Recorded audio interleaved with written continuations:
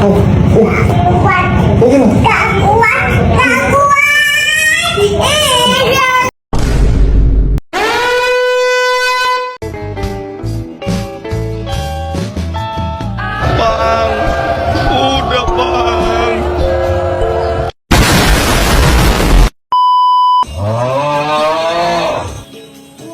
Canda bercanda.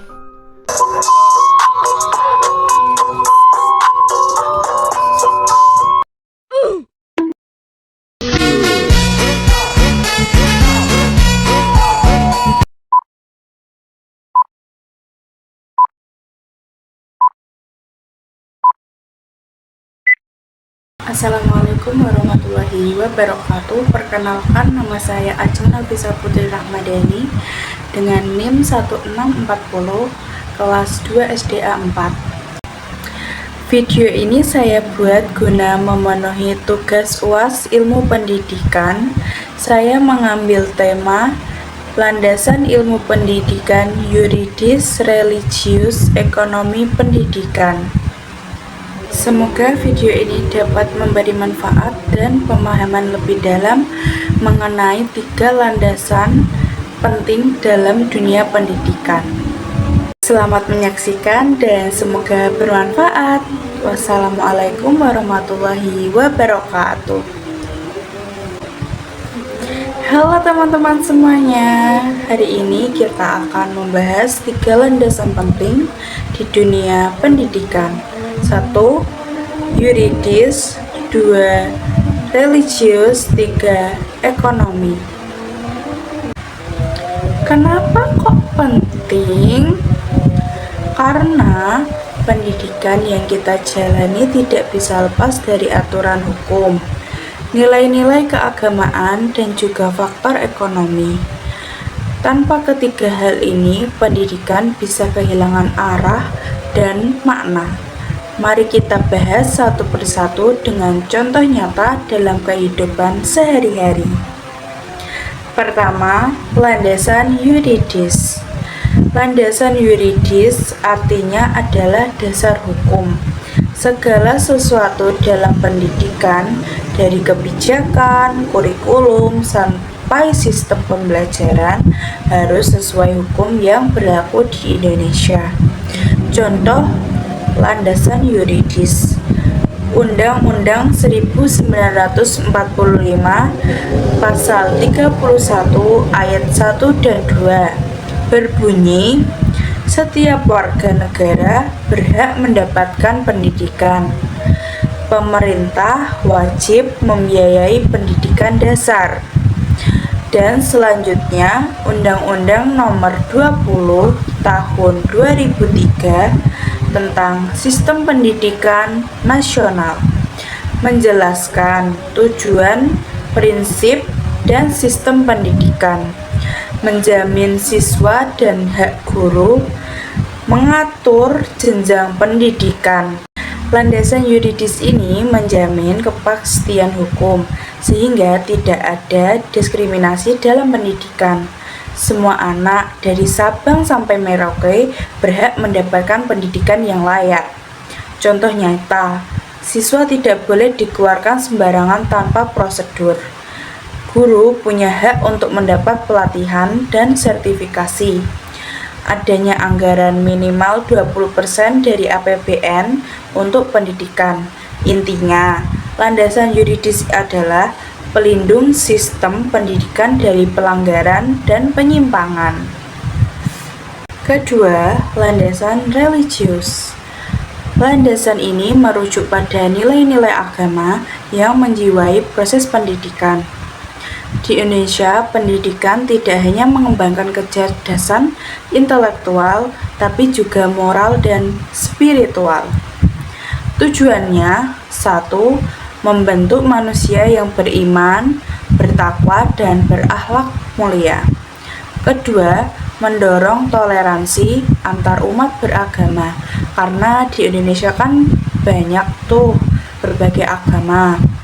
Nah, yang ketiga, membangun karakter siswa sejak dini.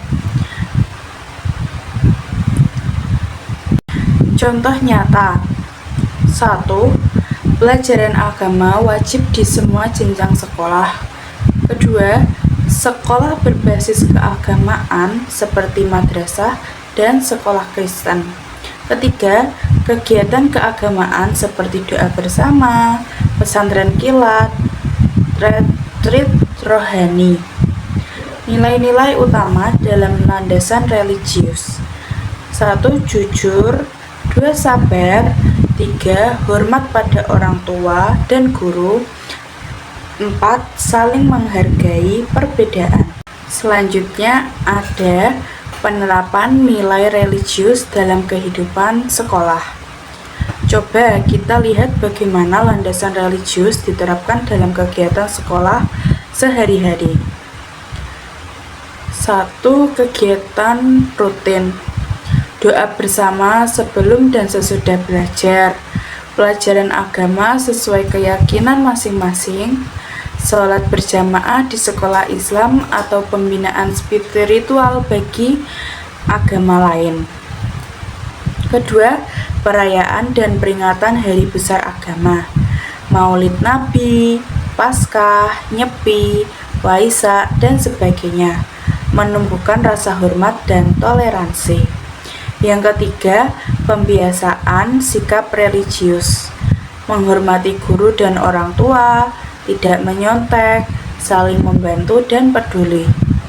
Selanjutnya, tantangan dalam implementasi landasan religius.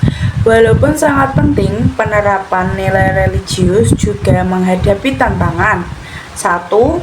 Sekolah sering hanya formalitas dalam pelajaran agama, tapi nilai moral tidak tertanam. Yang kedua, masih ada kasus intoleransi sesama siswa. Yang ketiga, di era digital, pengaruh negatif media sosial mengikis nilai religius. Maka, pendidikan harus menjadi teladan, bukan hanya pengajar. Guru harus menghidupkan nilai-nilai religius dalam sikap sehari-hari. Jadi, landasan religius adalah roh pendidikan. Tanpa roh ini, pendidikan bisa kehilangan arah. Mari jadikan setiap proses belajar sebagai bagian dari ibadah. Mari belajar bukan hanya untuk pintar, tapi untuk menjadi pribadi yang berakhlak mulia dan bermanfaat. Sekarang yang ketiga adalah landasan ekonomi dalam pendidikan. Sekarang kita akan membahas landasan ekonomi dalam pendidikan, sebuah aspek yang sangat nyata dan dirasakan langsung oleh setiap peserta didik, orang tua, guru, dan pemerintah. Pendidikan memang idealnya gratis dan merata, namun dalam kenyataannya setiap bentuk penyelenggaraan pendidikan memerlukan dana, fasilitas, dan perencanaan ekonomi yang matang. Apa sih landasan ekonomi dalam pendidikan? Landasan ekonomi adalah dasar pemikiran bahwa pendidikan membutuhkan sumber daya ekonomi untuk 1. Menyediakan sarana dan prasarana. 2. Membayar gaji guru dan tenaga kependidikan. Yang ketiga, mengembangkan kurikulum, pelatihan, dan program belajar. Yang keempat, memberi subsidi dan bantuan bagi siswa kurang mampu. Artinya, tanpa perencanaan ekonomi yang kuat, pendidikan tidak bisa berjalan efektif. Fungsi landasan ekonomi dalam pendidikan. Landasan ekonomi memiliki beberapa fungsi, antara lain efisiensi, pemerataan, produktivitas, pembangunan berkelanjutan. Efisiensi mengelola dana pendidikan agar tepat guna dan tidak terjadi pemborosan. Pemerataan mengurangi kesenjangan antara sekolah di daerah maju dan yang tertinggal. Produktivitas menghasilkan lulusan yang mampu bekerja dan menggerakkan ekonomi nasional. Pembangunan berkelanjutan membuat sistem pendidikan yang mampu berkembang secara mandiri dan inovatif. Realitas ketimpangan ekonomi dalam pendidikan. Sayangnya, akses terhadap pendidikan di Indonesia belum sepenuhnya merata. Banyak anak-anak di daerah 3T, yaitu terdepan, terluar, tertinggal, masih mengalami satu, jarak tempuh sekolah yang jauh. Kedua, kekurangan guru. Ketiga, ketiadaan listrik atau internet. Yang keempat, tidak mampu membeli buku atau seragam. Faktor utamanya ekonomi keluarga dan daerah. Selanjutnya, peran negara dalam menjamin pendidikan yang adil. Untuk mengatasi masalah ini, negara hadir dengan berbagai program berbasis kebijakan ekonomi pendidikan seperti 1. BOS atau Bantuan Operasional Sekolah. Dana untuk operasional sekolah agar tidak membebani orang tua digunakan untuk alat tulis, kegiatan belajar, listrik, dan lain-lain. Yang kedua yaitu KIP atau Kartu Indonesia Pintar. Beasiswa untuk siswa SD hingga SMA atau SMK dari keluarga tidak mampu, memastikan anak tidak putus sekolah. Selanjutnya adalah ekonomi keluarga dan pendidikan anak. Ekonomi keluarga juga sangat menentukan. Anak-anak dari keluarga berkecukupan bisa membeli alat belajar yang lengkap, ikut les tambahan, memiliki akses internet yang cepat. Sebaliknya, anak dari keluarga kurang mampu seringkali terpaksa bekerja sambil sekolah, tidak memiliki gadget untuk belajar daring, mudah putus sekolah karena beban biaya. Oleh karena itu, pendidikan harus menjadi alat mobilitas sosial, bukan malah memperkuat jurang ekonomi. Yang terakhir adalah tantangan dan solusi. Tantangan: 1. Ketimpangan anggaran antara kota dan desa. Kedua, korupsi dan salah kelola dana pendidikan. Ketiga, kurangnya pelatihan manajemen keuangan sekolah. Solusinya adalah 1. Pengawasan penggunaan dana secara transparan, pendidikan keuangan untuk kepala sekolah, pelibatan masyarakat dan komite sekolah dalam pengambilan keputusan.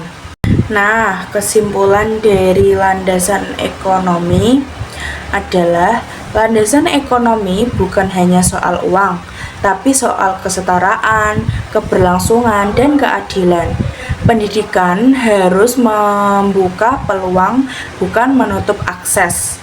Dan ekonomi tidak boleh menjadi alasan untuk anak berhenti bermimpi. Nah, teman-teman, dari pembahasan tadi kita bisa simpulkan bahwa pendidikan bukan hanya tentang belajar matematika, IPA, IPS, atau bahasa, tapi juga berdiri di atas fondasi yang kuat. Kesimpulan dari semua landasan yaitu landasan yuridis, pendidikan harus punya dasar hukum yang jelas, menjamin hak semua warga negara untuk belajar. Landasan religius, pendidikan harus membentuk karakter spiritual dan moral. Landasan ekonomi, pendidikan harus bisa diakses semua lapisan masyarakat dan menjadi alat pemerataan kesejahteraan. Ingat, belajar itu bukan hanya untuk mendapat nilai yang bagus, tetapi belajar itu supaya kamu bisa jadi orang berilmu dan berhati baik, agar bisa membantu banyak orang nantinya. Kamu bisa jadi guru, dokter, petani, penjahit, polisi, atau apapun. Tapi yang paling penting, jadilah anak yang jujur, bertanggung jawab, dan tidak menyerah. Sampai jumpa di video pembelajaran selanjutnya. Belajar itu menyenangkan. Wassalamualaikum warahmatullahi wabarakatuh. Bye.